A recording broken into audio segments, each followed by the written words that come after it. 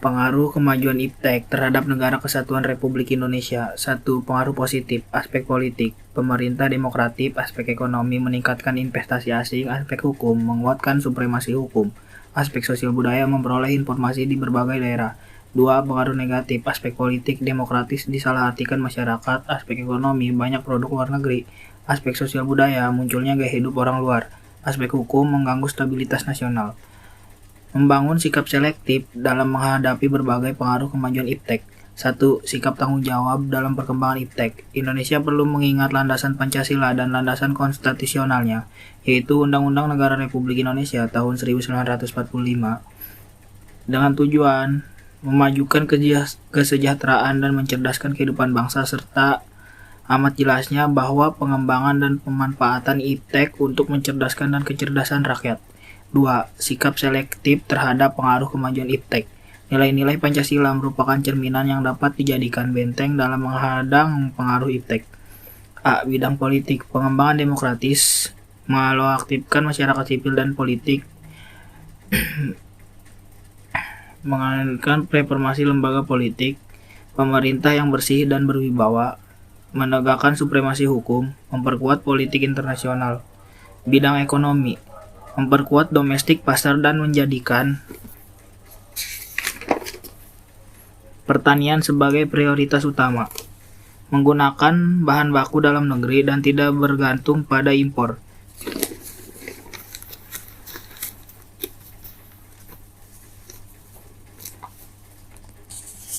Diadakan perekonomian yang berorientasi pada rakyat atau bersifat murah, tidak bergantung kepada lembaga multilateral, mempercepat kerjasama negara berkembang. C. Bidang sosial budaya, terbukanya inovasi dan perubahan, berorientasi pada masa depan, memanfaatkan kegunaan iptek, menghargai pekerjaan sesuai prestasi, menggunakan potensi lingkungan secara tepat dan berkelanjutan, dan menghargai HAM. Bab 4. Dinamika persatuan dan kesatuan dalam konteks NKRI. A. Hakikat Negara Kesatuan Republik Indonesia. 1. Konsep negara kesatuan dalam kurung unitarisme menurut T.F. Strong dalam bukunya A History of Modern Political Constitution. Negara kesatuan adalah bentuk negara di mana wewenang legislatif tertinggi dipusatkan dalam suatu badan legislatif nasional. Negara kesatuan memiliki dua sistem, yaitu sentralisasi dan desentralisasi. 2. Karakteristik NKRI.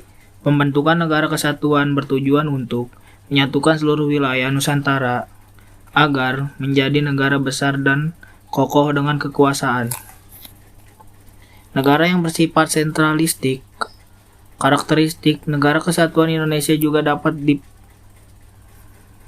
dipandang dari segi kewilayahan. B. Persatuan kesatuan bangsa Indonesia dari masa ke masa.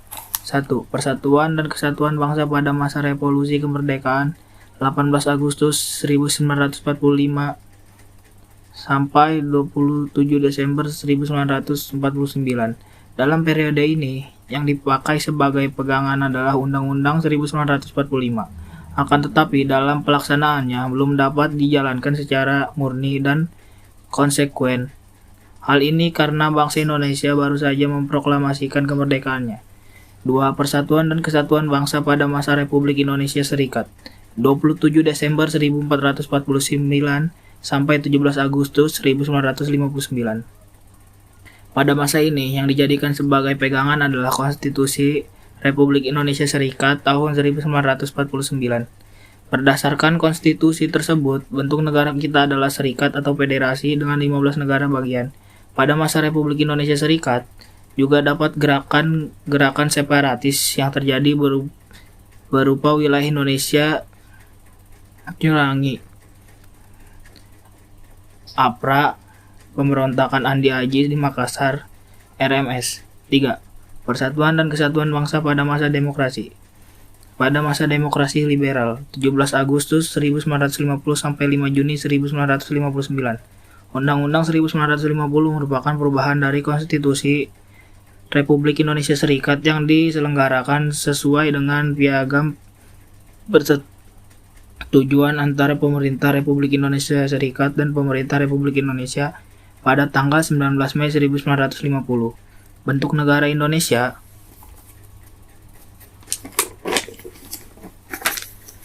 pada periode ini adalah kesatuan yang kekuasaannya dipegang oleh pemerintah pusat.